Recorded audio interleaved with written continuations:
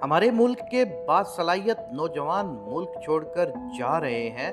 2023 में तकरीबन 8.5 लाख से जायद नौजवानों ने मुल्क को छोड़ा और 2024 में भी अब तक तकरीबन इतना फिगर हो चुका है। एक दफा का जिक्र है कि एक तोता तोती का गुजर एक वीराने से हुआ। वीरानी देखकर तोती ने तोते से कहा, किस कदर वीरान गांव है। तोते ने कहा, लगता है यहाँ किसी उल्लू का गुजर हुआ है।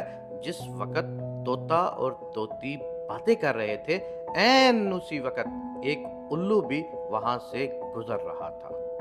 उसने तोते की बात सुनी और वहां रुककर उनसे मुखातिब होकर बोला, तुम लोग इस गांव में मुसाफिर लगते हो। आज रात तुम लोग मेरे मेहमान बन जाओ, मेरे साथ खाना खाओ। उल्लू की मोहब्बत भरी दावत से तोते का जोड़ा इनकार न कर सका और उन्होंने उल्लू की दावत कबूल कर ली। खाना खाकर जब उन्होंने रुखसत होने की इजाजत चाही तो उल्लू ने तोती का हाथ पकड़ लिया और कहा, तुम कहाँ जा रही हो। तोती परेशान होकर बोली, ये कोई पूछने की बात है, मैं अपने खावंद के साथ वापस जा रही हूँ। उल्लू ये सुनकर हंसा और कहा, ये तुम क्या कह रही हो, जबकि तुम तो मेरी बीवी हो। इस पर तोता तोती उल्लू पर झपट पड़े और गर्मा गर्मी शुरू हो गई।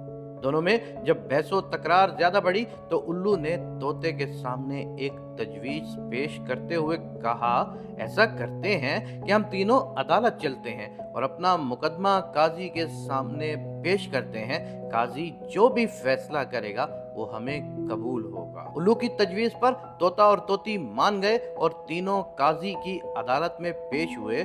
काजी ने दलाइल की रोशनी में उल्लू के हक में फैसला देकर अदालत बर्खास्त कर दी। तोता इस बेइंसाफी पर रोता हुआ चल दिया तो उल्लू ने उसे आवाज दी, भाई अकेले कहाँ जाते हो, अपनी बीवी को तो साथ लेते जाओ। तोते ने हैरानगी से उल्लू की तरफ देखा और बोला, अब क्यों मेरे जख्मों पर नमक छिड़कते हो, ये अब मेरी बीवी कहाँ है, अदालत ने तो इसे तुम्हारी बीवी करार दे दिया है।